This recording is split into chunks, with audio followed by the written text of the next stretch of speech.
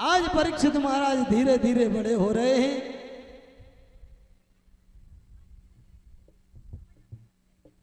पांडवों ने परीक्षित को बड़ी सुंदर शिक्षा दी है। परीक्षित, शरण में आए हुए शत्रु को भी माफ कर देना चाहिए। पहली शिक्षा, दुश्मन भी अगर तुम्हारी शरण में आ जाए तो उसे माफ करना। दूसरी बात, अगर तुम्हारी आंखों के सामने अगर कोई पाप हो रहा हो तो उसे देखना मत, और यदि तुम्हें हिम्मत है तो डट करके उसका मुकाबला करो, नहीं तो वहां से निकल जाओ। ये बातें अपने जीवन में ध्यान रखना। परीक्षित धीरे धीरे बड़े हुए। समय पा करके परीक्षित महाराज ने इरावती नाम की कन्या से अपना विवाह किया। श्रीमद् भागवत महापुराण के अनुसार, लेकिन अन्य पुराण के अनुसार नवलदेव के साथ में परीक्षित का विवाह हुआ है। पांडवों ने परीक्षित से कहा कि परीक्षित, अब हम आपका राज्य तिलक करेंगे, आपको राज्य का संभालना होगा, और हम तो स्वर्ग की तैयारी करेंगे।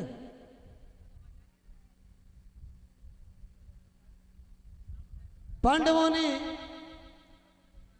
सुबह होते ही परीक्षित को बुलाया, राज तिलक कर दिया, गद्दी पर बिठा दिया, और अपने छोटे भाइयों से कह दिया कि भाइयों, द्वापर का अंत होने वाला है, कलयुग आने वाला है, अब हमारे जाने का समय है। लेकिन जाने से पहले मैं साधना करना चाहता हूं। आप चारों भाई चारों डोरियों पर खड़े हो जाओ, कोई मेरी साधना को भंग न कर पाए। भीम, अर्जुन, नकुल, सहदेव को खड़ा कर दिया। एक एक डोरी पर चारों भाई खड़े हो गए। जैसे ही धर्मराज समाधि में बैठे हैं, चारों भाई ड्योड़ियों पर लगे हैं। उसी समय अचानक क्या हुआ, एक काला काला पुरुष हाथ में नंगी तलवार लेकर के धर्मराज की ओर आने लगा। पहली ड्योड़ी पर जैसे ही आया, भीमसेन खड़े थे। भीमसेन ने तुरंत रोक दिया, कौन हो? जवाब दिया, मैं कलयुग हूं। कलयुग हो? यहां कहां जा रहे हो? बोले धर्मराज के पास जा रहा हूं। क्यों? क्योंकि कुछ प्रश्नों के उत्तर लेने हैं। भीमसेन ने कहा, क्या प्रश्न है? कलयुग ने कहा कि भीमसेन, हमारा प्रश्न है कि 4 कुआं हैं और एक कुआं है। एक कुआं 4 कुओं को भर देता है, लेकिन समय आने पर 4 कुआं एक कुएं को नहीं भर पाते हैं। ये 4 कुआं क्या है? एक कुआं क्या है? भीमसेन ने खूब प्रयास किया, अंत में प्रश्न समझ में नहीं आया। काला काला पुरुष फिर आगे बढ़ा। दूसरी ड्योड़ी पर जैसे ही पहुंचा, अर्जुन खड़े थे। अर्जुन ने रोक दिया, कौन हो तुम? कहां जा रहे हो? बोले भैया, मैं कलयुग हूं, धर्मराज के पास जा रहा हूं। क्यों? बोले प्रश्नों के उत्तर लेने हैं। क्या है प्रश्न? बोले एक नदी है जो दोनों तरफ बह रही है। अर्जुन कहने लगे, नदी हमेशा पूरब से पश्चिम की ओर बहती है, ये कैसी नदी है जो दोनों तरफ बह रही है? प्रश्न समझ में नहीं आया। काला काला पुरुष फिर आगे बढ़ा। तीसरी ड्योढ़ी पर नकुल खड़े हैं, नकुल ने रोक दिया, जवाब दिया कहां जा रहे हो, कौन हो तुम? बोले मैं धर्मराज के पास जा रहा हूं। क्यों? प्रश्न के उत्तर लेने हैं। क्या है प्रश्न? जवाब दिया कि बाघ की रक्षा के लिए हमने बार लगाई। बाघ की रक्षा के लिए, परीक्षित ध्यान दें, परीक्षित महाराज गायब ही है गए। परीक्षित महाराज कहां चले गए? जय महाराज है गई कथा।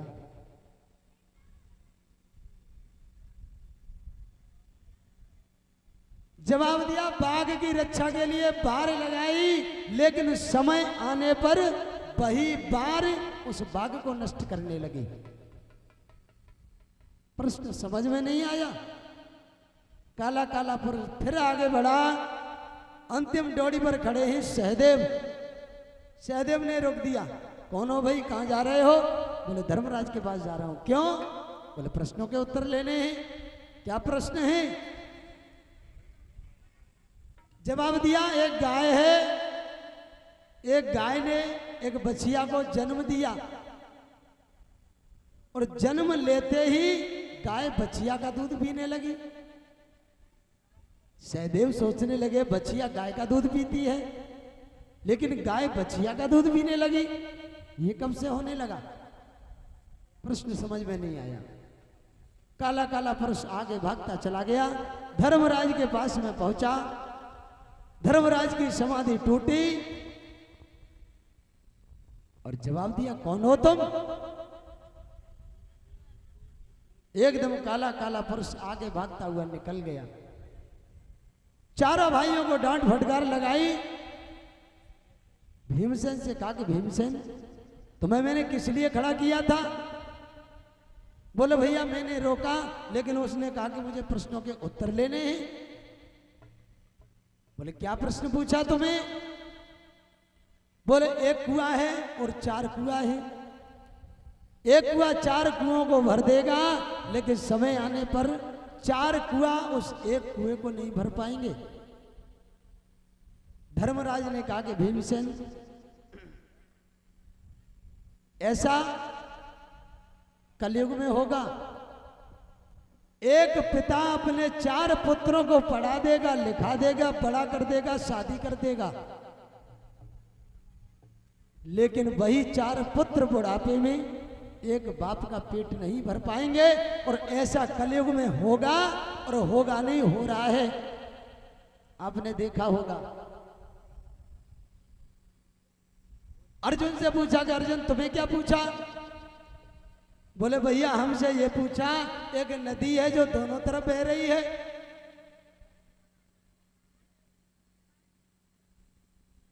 धर्मराज ने कहा कि अर्जुन ऐसा कलयुग में होगा। एक नदी जो दोनों तरफ बह रही है, इसका मतलब है शाम को आप किसी के पास में जाओ और उससे जाकर के कहो कि भैया कल हमारा ये काम कर देना, तो शाम को तो कह देंगे ठीक है भैया हो जाएगा, तुम्हारा काम पक्का हो जाएगा। लेकिन सुबह उनके पास जाकर के पूछो भैया काम हो गया, तो मना कर देंगे, बोले भैया हो नहीं पाया। यानी कहने का मतलब उसी जुबान से हाँ, उसी जुबान से ना। यही नदी दोनों तरफ बह रही है।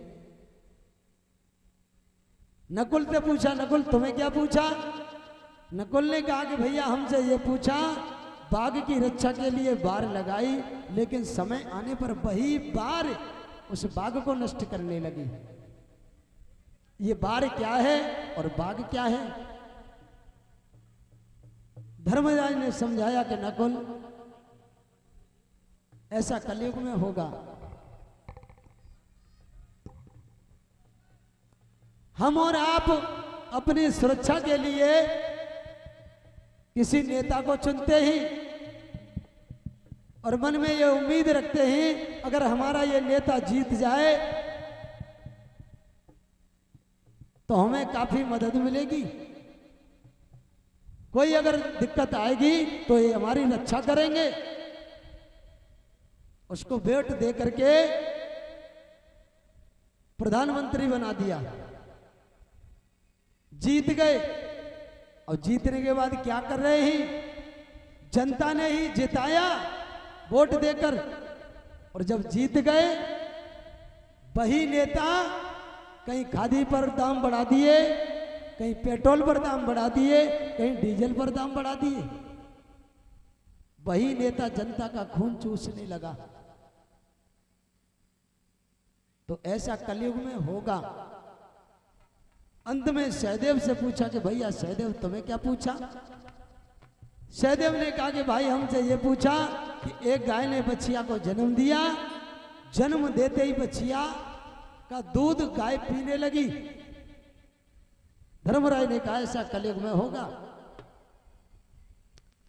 एक पिता अपनी बेटी की शादी कर देगा अच्छे घर में, और शादी करने के बाद वही पिता बेटी के यहां जाएगा, 8-10 दिन रहेगा, वहीं पर भोजन पानी करेगा। लेकिन कहते हैं बेटी के यहां भोजन करने में, जलपान करने में दोष होता है। और कहीं कहीं आपने देखा होगा, आज भी कई लोग ऐसे हैं जो बेटी के घर का अन्न नहीं खाते हैं।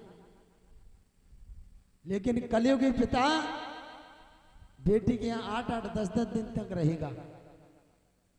और उनसे जाकर के कहो क्यों भैया बेटी के यहां तुम पड़े हो 8-10 दिन से, यहाँ रोटी खा रहे हो? बेटी का अन्न खाने में दोष होता है। तो लोग कहते हैं कि भैया बेटी के यहां खाने में क्या दोष है? अरे 10 को खाओ और 20 दे आओ। तो कब वहां होटल चल रहे हो, कौन ही मरो जाएगी। बेटी के अन्न खाने में दोष होता है।